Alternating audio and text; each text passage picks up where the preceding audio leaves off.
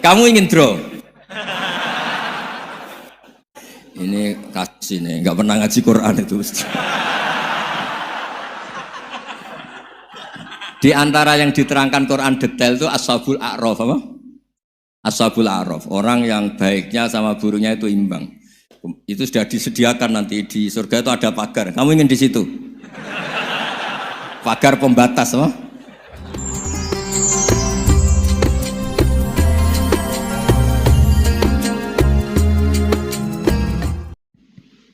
Bismillahirrahmanirrahim. Assalamualaikum warahmatullahi wabarakatuh. Perkenalkan Gus Baha. Nama saya Boyi. Mungkin agak beda dengan pada umumnya.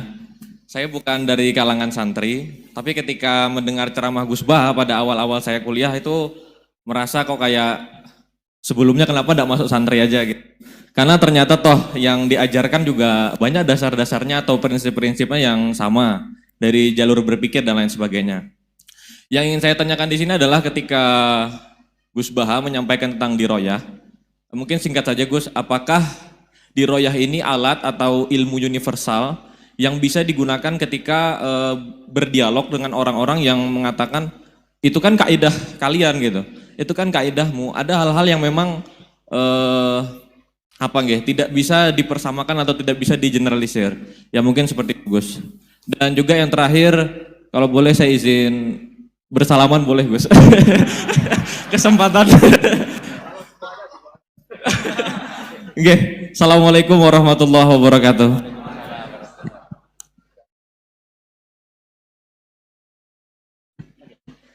Baik, kita kumpulkan dulu satu lagi ya.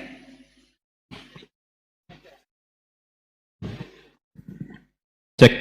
Bismillahirrahmanirrahim. Assalamualaikum warahmatullahi wabarakatuh. Ya, perkenalkan saya Taufik Satrio, biasa dipanggil Tosa. Ya. Ya. Singkatan. Baik, langsung saja mungkin untuk pertanyaannya. Di Yaumil Akhir nanti kan ada yang namanya Yaumil Mizan. Itu pertimbangan gitu kan. Nah, itu bagaimana kalau timbangannya itu sama, artinya seimbang. Apakah itu nanti akan berada di tengah-tengah antara surga dan neraka atau seperti apa? Kemudian yang kedua, itu terkait dengan perbuatan buruk ke orang lain. Ketika kita berbuat buruk ke orang lain itu kan kita istilahnya zalim kepada orang lain. Tapi di lain sisi, itu secara zahir kan seperti itu. Tapi di lain sisi, di akhirat itu kan kalau secara pahala, kita itu membantu orang lain mendapatkan pahala.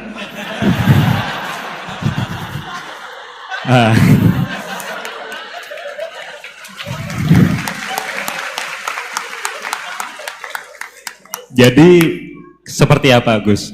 Terima kasih. Assalamualaikum warahmatullahi wabarakatuh.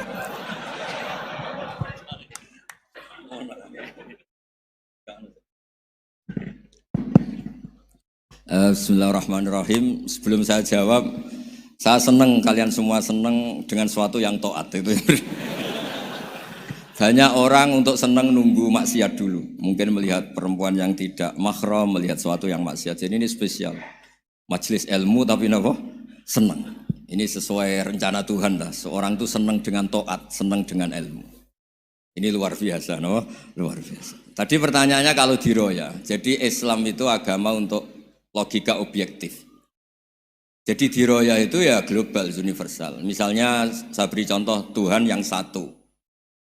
Itu dulu, saya ulang lagi, dulu itu ada imam namanya Imam Amudi.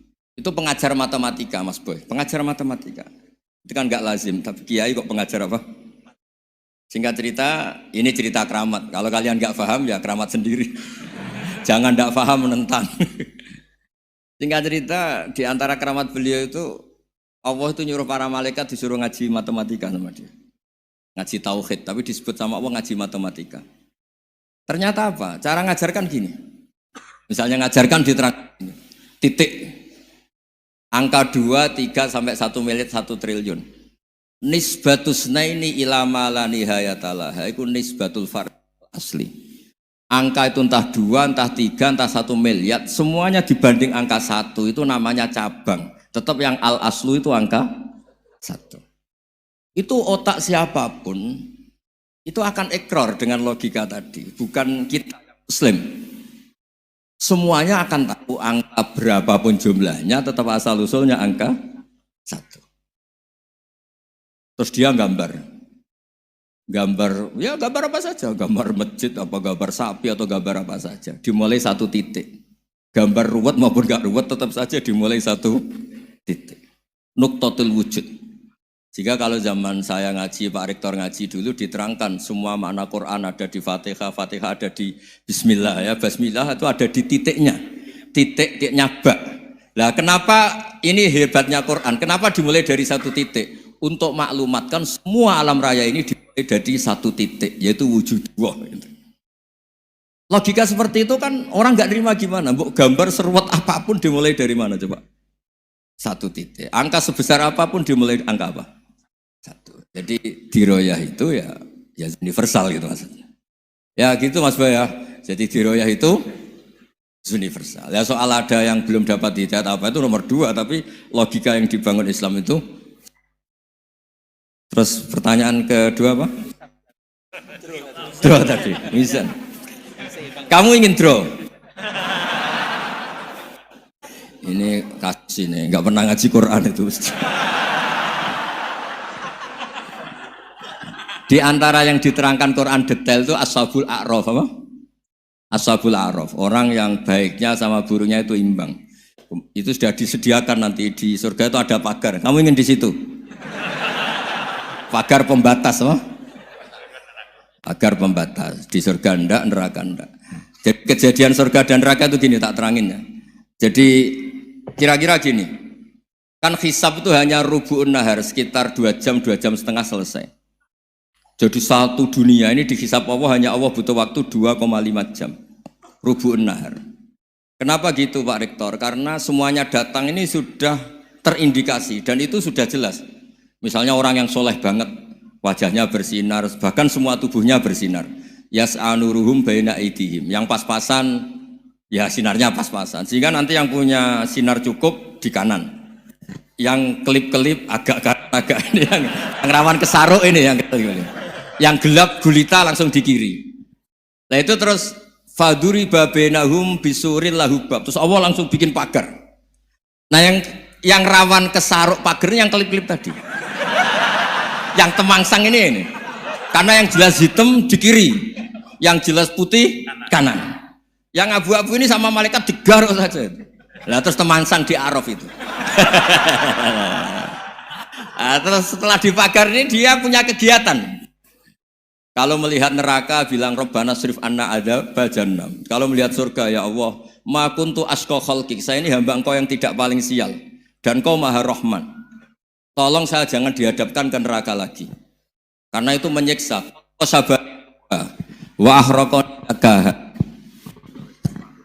Ya ketika melihat neraka itu dia komentar, ya Allah, neraka ini begitu merusak wajah saya. Hawa panasnya itu sudah menghancurkan semua. Baunya juga agak enak. Saya minta saya dihadapkan ke surga bersama Allah. Tapi kamu tidak minta lagi kan? Tidak, saya hanya minta itu tok. Gitu. Nah ini saya pandu. Kalau kamu ngalami tak pandu. Kalau kamu ngalamin tidak pandu. Sama Allah terus diberi janji supaya tidak minta yang lain. Tidak, saya tidak akan minta lagi. Terus melihat surga. Nah, di surga melihat orang kayak gitu kan. Di surga nanti kalian kan hura-hura semua. Wah, istri yang di dunia kurang cantik, rewel. Yang di surga itu istrinya cantik semua, gak rewel semua. Gak minta belanja, cantiknya tidak usah ke salon, pokoknya top lah. Terus dia melihat, tersiksa. Cara Jawa ngiler. Wih, masa ngelihat tok? Akhirnya ya lama-lama berani ngajukan, ya Allah masa ngelihat tok gitu. Dikasih masuk gitu. Ya terus tapi kamu kan janji tidak minta lagi. Ya terus ngerayu-ngerayu Tuhan lagi. Akhirnya walhasil nanti kalau betul-betul A'raf itu nasibnya akhirnya masuk surga. Tapi tadi digarap dulu lah, dikerjain dulu. Itu lama sekali perjalanannya, memang lama sekali. Nah soal orang membunuh itu apa contohnya tadi? Berbuat buruk sama orang lain ya apapun lah. Berbuat buruk sama orang lain itu kalau faktanya nanti tobat, Allah yang bisa ngelola itu. Makanya Nabi pernah senyum-senyum, pernah tertawa-tawa. Sungguh ketika Allah menghendaki rahmatnya itu semuanya indah. Yaqtulul qatil fayatubu hadza. Jadi ada orang nyun sewu membunuh, terus dia tobat serius. Kemudian al-maktul yang dibunuh ini masuk surga karena madlum. Qatilnya karena tobat serius juga masuk surga. Ya begitu juga di kedoliman-kedoliman yang lain. Jadi ya makanya tobat itu penting sekali. Ya taruh saja begini yang terkenal ya, contoh. Wahsy itu jelas di surga karena syahid dibunuh Wahsy. Apa Hamzah? Hamzah ini jelas di surga karena matul syahidan. Dibunuh secara syahid oleh Wahsy. Tapi karena Wahsy tobatnya serius, nanti juga di surga. Begitu juga keburukan-keburukan yang lain. Jadi tobat ini misalnya ada orang hartanya dicuri. Tentu yang dicuri ini kalau dia orang baik, ya mungkin secara formal lapor polisi. Tapi kalau dia orang baik mungkin ridho lah, sudah itu, sudah ridho kan. Berkahnya ridho, dia menjadi orang baik karena ridho diuji Allah, hartanya apa? Dicuri. Kemudian yang mencuri tobat. Entah harta itu dikembalikan, entah dikasihkan masjid sebagai amalnya yang dicuri, entah apa-apa. Allah ngasih tobat orang ini. Kemudian sama-sama jadi orang baik, kemudian sama-sama di surga. Makanya itu Nabi sampai senyum-senyum, betapa rahmatnya Allah tidak terbatas. Sama lagi, betapa rahmatnya Allah tidak terbatas. Bahkan qatil sama maktul bisa ngopi di surga bareng tadi itu. Karena ya tadi, masyhur itu. Yang paling legenda dalam sejarah Islam kan, saya pernah membunuh orang yang sangat dicintai Rasulullah. Sebagai tobat saya akan membunuh orang yang paling dibenci Rasulullah. Singkat cerita, Wahsy ini menangi bunuh Musailamah al-Kadzdzab, orang yang ngaku-ngaku Nabi yang merusak tatanan apa? Islam. Apapun itulah, cerita-cerita apapun itu. Makanya saya sering cerita, kalau preman pasar itu tobat, bu, jangan nyapu masjid. Tobatnya tetap di pasar, yang dulu pasar gak aman karena dia, sekarang aman karena dia. Jangan tobat terus nyapu di pasar, pasar diganti suksesennya, pengganti. Itu nggak fair apa? Jadi kalau tobat itu harus seimbang dengan zaman salahnya. Zaman apa? Kayak Umar. Ketika dia kafir itu orang Islam dibikin takut. Terus ketika dia Islam gantian orang kafir dibikin takut. Pertama dia Islam langsung marahnya Abu Jahal, awas kalau ganggu Rasulullah, ngadepin saya. Itu fair. Kenapa? Fair. Jangan tobatnya bikin orang takut, lah tobat ke masjid nyapu, yang di pasar diganti penggantinya tetap gaduh. Gak boleh, harusnya kalau lama bikin pasar takut, ya sekarang lama bikin pasar apa? Aman. Itu tobat yang apa? Seimbang. Ya kira-kira gitu ya. Nanti tak pandu kalau sudah di arah.